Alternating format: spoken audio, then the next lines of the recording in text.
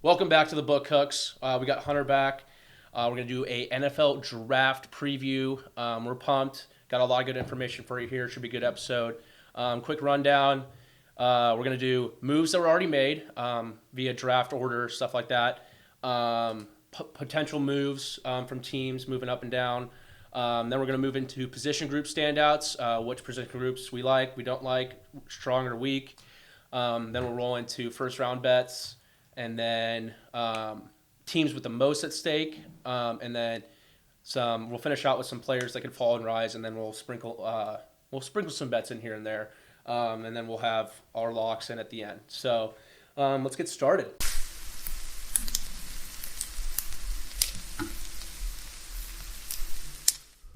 The Book Cooks.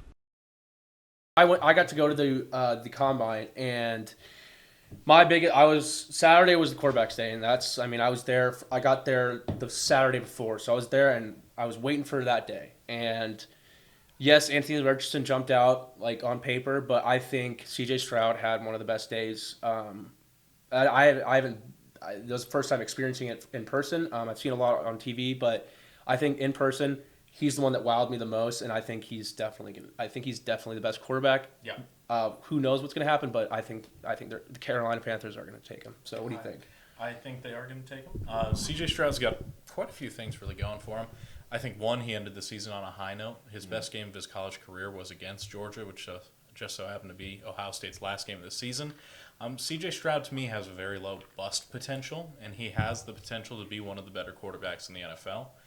He demonstrates a consistency in the pocket, which you really love to see. There's no really off reps with C.J. Stroud. His size is good. He's 6'3". He's 217, 214 pounds, right around there. Totally fine size. You worry once you get below 210. And he has the ability to put on mass on his frame. Worry below 210 is why you have Bryce Young. Bryce Young is too. Right? Yep. C.J. Stroud, arm-wise, has a good arm. He can make all the throws on the field. You see him succeed in the intermediate. I really like. Other things that I really like about C.J. Stroud is, while he wasn't asked to do it much, he has the athleticism to make plays outside the pocket. That was demonstrated a lot in the Georgia game. I think they were up 14-7 on Georgia. He rolled out right of the pocket after I think DeJuan Jones got pushed in him. He rolls out right. He delivers a strike right into the end zone, touchdown. He just does a lot of good things. He throws a pretty spiral, which people laugh at, but that's kind of important sometimes. I mean, because just for consistency's sake for receivers. But there's just a lot of things that are appealing about C.J. Stroud. So you say you have him at 1, Yep. Bryce Young at 2. Yes. What are the chances that Richardson goes 2? Because if Richardson doesn't go 2, I think one of my bets is going to have to be Richardson to get selected by the Colts at plus 200.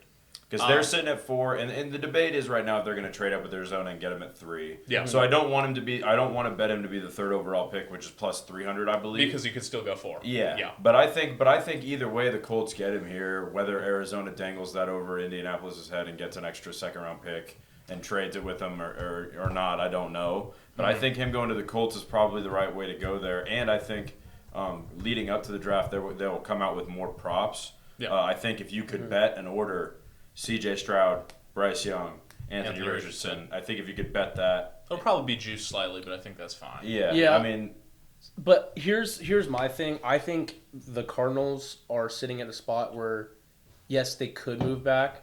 How much, I don't know. But I have a bet for one of my first round bets, and you guys are probably going to disagree with me because you're so Anthony Richardson, happy. But I'm not really. I just think that's such a glaring that's such a glaring need for the Colts. They just went out and got Gardner Minshew, so you have a guy who's a project like that with huge upside. You sit him for a year, half a year, whatever, and you let him ride behind a veteran QB. You got a coach who's worked with other QBs. I think he worked with Herbert and he worked with a couple Jalen QBs, and Hurts, And so I think that's why I kind of, and I saw the value at plus 200. That's why I kind of think the Colts are probably my number one candidate for him. Keep going though. Sorry. But one of my first round bets is Will Anderson to be a 3rd overall pick. It's at plus 300 right now. I think, yes, there could be movement with teams, but I think if Arizona stays there, they have to pick Will Anderson. Yes. They have to have help on that defense. And it's the worst defensive I saw line this in when the I was NFL. looking. It's the worst defensive line in the NFL. All right. Let's move on to position group standouts. For me, I think there's an overall consensus that this edge group is pretty deep. Would you agree with that? Would you concur? I'm weird in that I don't like this edge class. You don't? I don't. He I did don't. say he thought a lot Okay. of them would go early. A lot of You them think it's will- okay? Here's my other. Is Yeah. it top? It's top heavy. It's top heavy in that I really only like Will Anderson. Okay, so you don't like you don't. Yeah. Okay. Like I can elaborate on this. One is that the edge class is strange. Will Anderson is a complete defensive end, and he could have put up better statistics this year, but Bama had him doing some weird shit. I really don't understand them. It kind of confused me. And he was a good sport for just doing it. But you have other edges in this class, like Tyree Wilson, DN from Tech. He's 6'6", 275, freak wingspan. Tyree Wilson is strong as an ox. He evidences that by how he rushes the passer. He doesn't play with great pad level. He doesn't have great athleticism, and he can't really hit the edge. But he destroys tight ends. If he gets his hands on you when he long arms you, because he's got, 35-inch arms, he can just crush you, and his bull rush makes him backpedal quickly. Like, he's really awesome and strong. If you watch the TCU game, there was a point at which you go, I think Tyree Wilson might propel Tech over TCU just through sheer force. And I like that. But there are questions about athleticism, how well he bends the edge. Miles Murphy is very similar. Again, Miles Murphy's a better athlete than Tyree Wilson. He's physically gifted, but he kind of gets beat in the run game. He doesn't really bend the edge well. I like Nolan Smith as my second-ranked edge, but he's 6'2", 239 pounds. Lucas Van Ness, I don't like at all. I think when I was at the combine and doing informal interviews, there was a lot of chatter about Wilson. Yes. And I think rightfully so. I think if you get a frame like that and you can work on some stuff, especially at the edge position, but there is a big step up, obviously, in the league when you're facing those guys. Yeah. Trent Williams and Penei Sewell type characters on the offensive line. It's just hard. It'll be hard for those guys to make an adjustment. One guy that there's some buzz with Kansas City, Felix Uzoma. Uzama. There's a local kid, too. I liked what I saw from him this year. He didn't do anything at the combine, so that's a question mark. With these days, it's kind of With how many skip it and just kind of. he went and he got the Yeah. test done. He met with the coaches, so Yeah. that's all you can ask for. Okay, so another position group. What position group do you really like? Because I have one. Tight end and corner. Corner was mine. Corner was is mine. great. This I saw year. a lot of talent, a lot of guys that can just move, and that have Christian Gonzalez is awesome. pretty good ball skills. I was impressed with Witherspoon. Gonzalez Yes, is. Those two guys are those. Their tape shows it, but then watching them, having seen their tape, and it kind of just was like, okay, yeah, it kind of made sense watching him. Where do you think there's a guy? Besides the top guys? I know Gonzalez is. Deontay Banks out of Maryland, really great. Okay. Great corner, love him. Cam Smith had good tape last year, not great tape this year. There are questions. You wonder what's more true to his actual success. Joey Porter Jr., son of Joey Porter from the Steelers. Pittsburgh Steelers, yep. What a freak athletically, 34-inch arms. I think he's 6'3".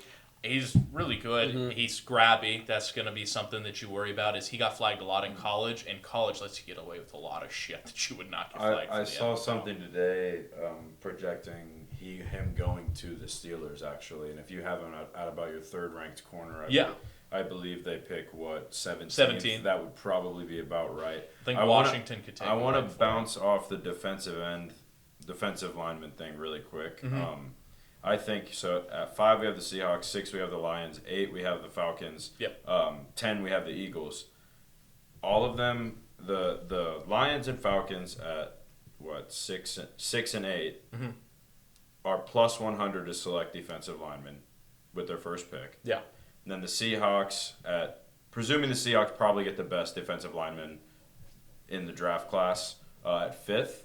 Jalen Carter. That one's minus 175. So you're really laying juice there, but I think that's a pretty clear need. And if they're not going to go for quarterback, and we all like Geno here, I don't think there'd be any reason to blow that up with him. I'd take Anthony Richardson if I was the Seahawks, but that's me.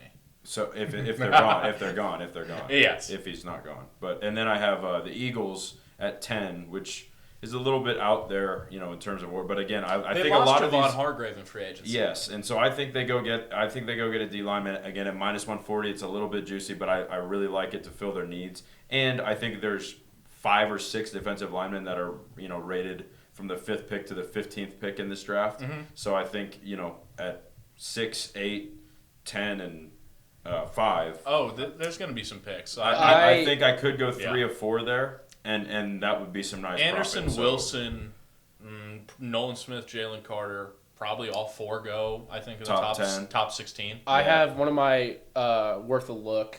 We're kind of skipping ahead here, but one of my worth a looks is Seahawks to take Jalen Carter. It's plus 500 on FanDuel. Yeah, I think that's great value. It's that worth messed up? it's I worth really. it's worth a sprinkle. Did you guys see the report where it was like Seahawks and Lions are like totally out on Jalen Carter, and you're like, what the hell? I don't think- obviously you're not totally out on Yeah. Jalen Carter. Like he may be the best defensive player in the draft. I probably would say he's even better than Will Anderson. The other one I had was Paris Johnson Jr.'s first alignment overall selected. Him or Skoronski, Well, he's the other one. They're both minus 150 on FanDuel. but he has little T-Rex arms, so that's what you worry about. So they won't pick him. I got to watch him talk to the media when I was there. He carries himself very well. I'm assuming he did really well with the coaches. I think a lot of teams like what they saw on film. Mm-hmm. Big frame, and I think that goes for a lot of own linemen. But if you saw his skill set, the way he moves, and obviously he's got the size to compete. His athleticism is really impressive at his size. And he was competing at a high level at Ohio State, and that helps too. So those were my first round bets. Do you guys have any right now off the rip? I've got one that I've been looking at, and I kind of confirmed it with Hunter. Was looking through a bunch of mock drafts, kind of confirming what he told me. I like Dalton Kincaid, first tight end drafted, plus 150 right now on FanDuel. We can make that a show play. For at least a unit there. I almost went 1.5, but I'm doing that at least a unit. And then I'm also I think I'm gonna do that strategy where I do the defensive linemen for 4 of the top 10 picks. I think it's 5, 6, 8, and 10. The 6 and 8 are plus 100 each, so those will be a unit each, and the other one minus 175 for the Seahawks, minus 140 for the Eagles. Again, if we go 3 out of 4 there. And then I wanted to ask you about something, Hunter. Mm-hmm.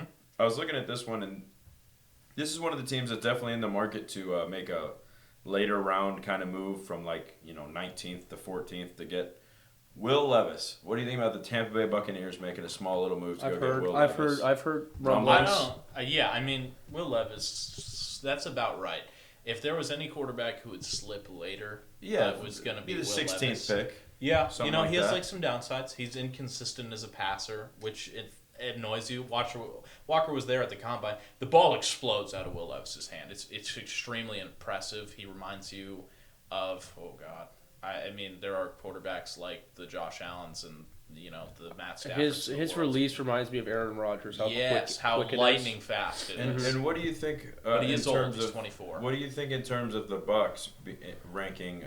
I think Joe Burrow proved that. Within terms of teams that would have to make a small move, just a small move like that. I don't think that's out of character. It's plus 700. It's plus 700, and that would be a pretty electric The Bucks one, QB so. room right now is Kyle Trask and Baker Mayfield. So they have to do something. Maybe. Yeah, and they're a weirdly kind of built team. They have expensive veterans. Yeah. I mean, they have Jamel Dean, they have Carlton Davis. They re-signed Vita Vea to a large contract, etc. Like a Shaq Barrett is to a large contract too. They're an expensive team. So getting a rookie quarterback to kind of offset the fact that you have expensive veterans elsewhere on your roster makes sense. And I don't think they're totally sold on Kyle Trask unless I'm weird for thinking why would Blaine Gabbert be ahead of him on a depth chart. My last first round bet, and this is going to be a full unit. I've convinced myself the Colts to select Anthony Richardson at plus 200. Mm-hmm. I just think they probably swap that pick with Arizona, give up maybe a second rounder next year with it. take him and maybe sit him for half the season behind Minshew, because they did go and get Minshew. They Yeah. didn't go get Yeah. Minshew for nothing, and now maybe they're realizing at this point, man, this kid really looked And good. there's no pressure. It's a new coaching right, staff. right. They should not, Brand new and regime. very will not, likely, unless you're Steve Wilkes with the Cardinals, get fired after one season. Yeah, Like that's not a thing that happens most times, save for the Texans doing it One 2 bet, years in a row. one bet that I wanted to run by you and Titans you. wide receiver? I think I saw this today and I almost jumped out of my seat. Titans to draft a receiver for their first pick. Yeah. So Part of me tells me there's something behind this one that we don't know, that they might trade it away, because but they all need the so mocks, much help. all the mocks that I've seen have said that they're taking the first wide receiver in the draft. Yet it's plus 1,400 on FanDuel for them to select the wide receiver with Yeah. their first pick. Which I'm going to be sprinkling on it regardless. Yeah, it's a I'm gonna be sprinkle sprinkling bet, guys. that It's a regardless. sprinkle bet. We're sprinkling a little It's bit. like a 0.4 unit bet. You know? Yeah, what I Yeah, mean? it's plus That's- plus 1,400, guys. Yeah, That's why yes. it jumped out at I mean, me. I just think Vikings safety plus 1,200. I just last think, year, by the yeah, way. that was, and then this is what I wanted to talk about real quick. You know, us talking about this. What are we, 20 days out from the draft ish, Yeah. right? Yeah. You're going to the draft, so that'll be fun. You went to the combine. You're going to the I draft. think, I think I'm- I how think I'm going to try to make it downtown. Yeah. Yeah. So I just think that the odds move sometimes drastically one way or another. They from, do. From this point to the draft. An example would be us betting two days before. Yes, we bet Viking safety at plus 1,200. By the time the draft kicks Plus off, it was 400 plus 400. Yeah, I mean, so that type of value you will crush if you bet the draft early, just because obviously more and more stories come out. Like you betting CJ Stroud at minus 300. Let's say a story comes out a week and a half before the draft that they're locked in on CJ Stroud. They're going to take that away. They're going to take the prop away. Mm-hmm. You know what I mean? Not only is it not going to be just minus 300, Yeah. they'll take it away. So when you're betting this, you risk trades and there were before the weird things draft. like Aiden Hutchinson was the overwhelming favorite last year to be Yes. the first overall pick until Trayvon Walker Yes. rumors came out Yes. and it flipped. Like and 2 that, days that- before. And that was actually like there was fire there. Yes, Like, and usually there is if they're moving odds, and that's what I would like to say. So us betting this at plus 1,400, this could be just right before the books kind of catch up with this and fix this. It could be a situation where within the next couple weeks people start diving into their mocks and realize, oh shoot, if they don't trade this pick away, they're probably going to take the best receiver in the draft. So they might change it around. Again, we're locking in at plus 1,400 here. So we're gonna put up the graphics for our picks, and pay attention to the Twitter. We got the Masters coming up this weekend. John Rahm. So we'll put up picks for that. We always got soccer, and then the MLB's coming out. So thanks for tuning in, and we'll catch you later.